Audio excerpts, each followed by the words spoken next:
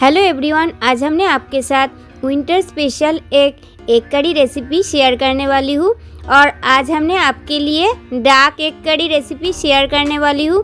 और इस रेसिपी बहुत ही ज़बरदस्त एक एग करी रेसिपी, सिंपल भात हो, रोटी हो, पराठा हो, नान हो, पूरी हो, सब कुछ के साथ बहुत ही बढ़िया लगती है।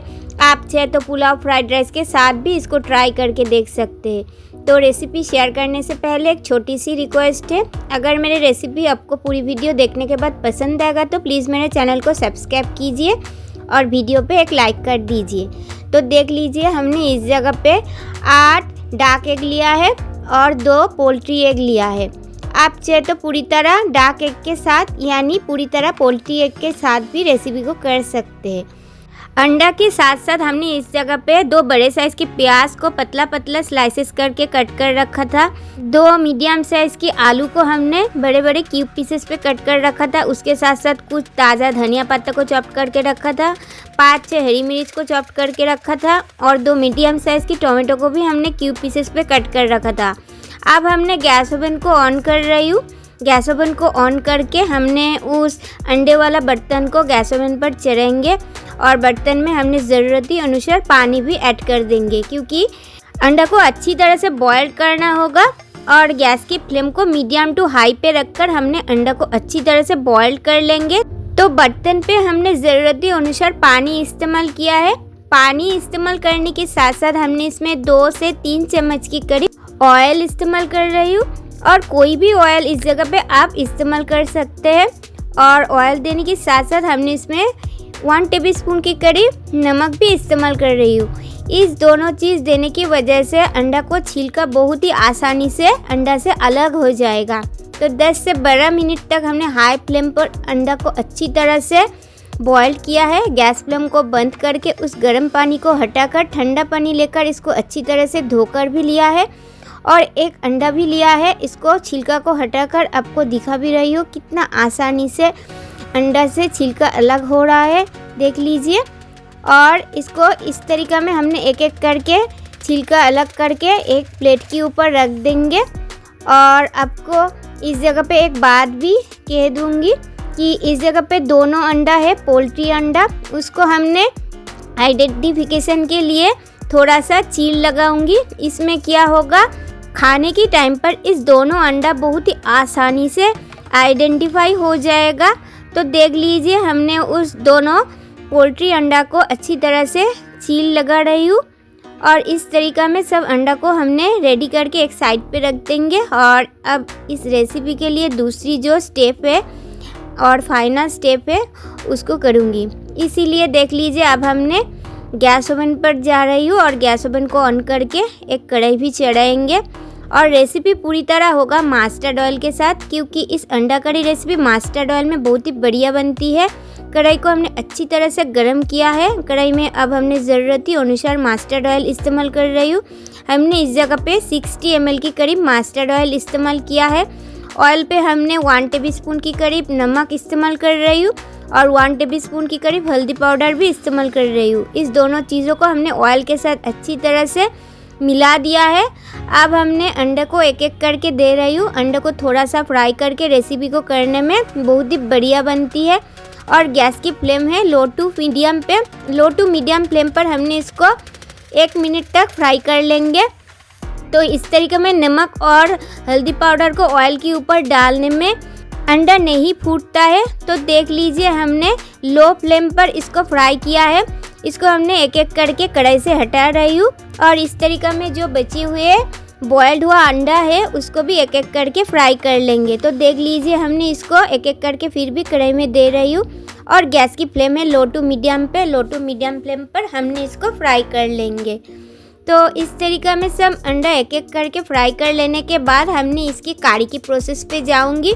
और इस अंडा करी रेसिपी बहुत ही आसानी से बन जाती है और खाने में भी बहुत ही स्वादिष्ट बनती है। तो देख लीजिए, हमने फ्राई हुआ अंडा को एक एक करके कढ़ाई से हटा दिया है। और बची हुए ऑयल में हमने अब तड़का के लिए 1 टेबलस्पून की करीब साबुत जीरा इस्तेमाल किया है और 1/2 टेबलस्पून की करीब काली मिर्च भी इस्तेमाल किया है। इस दोनों चीज़ों को हमने अच्छी तरह से ऑयल के साथ भून लिया है 10 सेकंड तक। अब हमने उस कट करके रखा प्याज को दिया है कढ़ाई में और कट करके रखा आलू को भी दिया है। और उसके साथ साथ हमने इसमें आप इस्तेमाल कर रही हूँ, देख लीजिए क्या क्या चीज़, कटे हुए हरी मिर्च को इस्तेमाल किया है।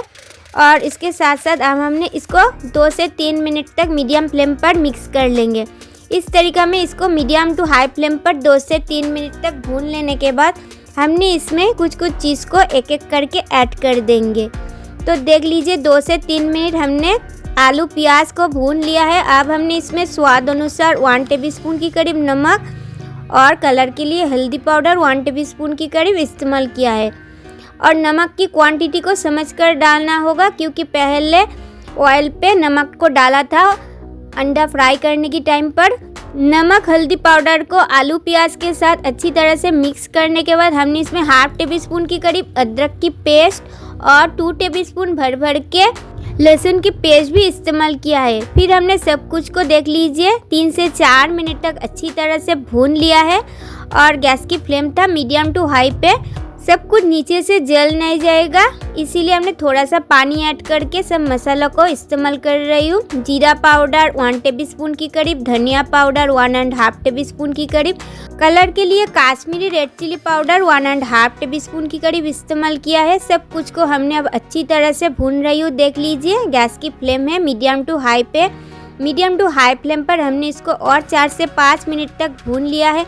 फिर हमने इसमें टोमेटो इस्तेमाल कर रही हूँ। 2 मीडियम साइज़ की टोमेटो को हमने बड़े बड़े क्यूब पीसेस पे कट कर रखा था, उसको हमने आलू और प्याज के साथ अच्छी तरह से मिक्स कर रही हूँ, देख लीजिए। इस तरीक़ा में हमने इसको अच्छी तरह से 2 से 3 मिनट तक भून लेने के बाद हमने इसमें इस्तेमाल करूँगी क्या, देख लीजिए। हमने इसमें ज़रूरती अनुसार अब इस टाइम पर पानी इस्तेमाल कर रही हूँ। पानी की क्वांटिटी थोड़ी सी ज़्यादा करके इस्तेमाल कर रही हूँ। हमने इस जगह पे 300 ml के करीब पानी इस्तेमाल किया है, क्योंकि आलू को अच्छी तरह से बॉईल करना होगा, इसीलिए पानी को थोड़ा सा ज़्यादा क्वांटिटी पे इस्तेमाल किया है। तो देख लीजिए पानी के साथ सब मसाला वगैरह को अच्छी तरह से मिक्स किया है। फिर हमने इसको 5 मिनट तक हाई फ्लेम पर पका लिया है, क्योंकि आलू पहले से थोड़ा सा कुक किया था। 5 मिनट तक हाई फ्लेम पर सब कुछ को पका लेने के बाद हमने इसको चेक कर रही हूँ, देख लीजिए आलू पकने में और 2 मिनट तक समय की ज़रूरत है। 2 मिनट पकाने के बाद हमने इसमें उस फ्राई करके रखा अंडों को एक एक करके कढ़ाई में दे रही हूँ, देख लीजिए। और भुने हुए अंडे को एक एक करके कढ़ाई में देने के बाद हमने इसको अच्छी तरह से ग्रेवी के साथ मिक्स कर लेंगे। और इस एक कड़ी रेसिपी पे ज़्यादातर ग्रेवी नहीं बनती है, सेमी ग्रेवी बनती है। और देख लीजिए हमने अंडा देने के साथ साथ इसमें और कुछ कुछ चीज़ को एक एक करके ऐड कर देंगे। तो क्या क्या चीज़ हमने इसमें और ऐड कर देंगे, वीडियो आगे बढ़ने से आपको पता चल जाएगा।